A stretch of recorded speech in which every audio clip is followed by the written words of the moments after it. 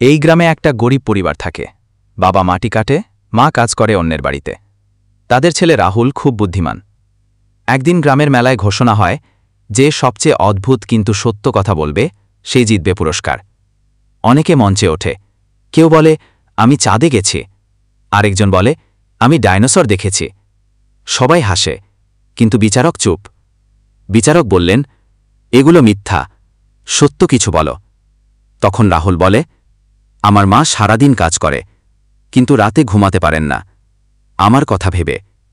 চারদিকে নীরবতা। বিচারক উঠে দাঁড়ালেন। এই কথাই সত্য আর সবচেয়ে শক্তিশালী। রাহুল জিতে গেল। মা কাঁদছিলেন, কিন্তু আনন্দে। তো বন্ধুরা, এরকম মজার মজার গল্প পেতে আমাদের চ্যানেলটি এখনই সাবস্ক্রাইব করুন এবং লাইক কমেন্ট করতে ভুলবেন না।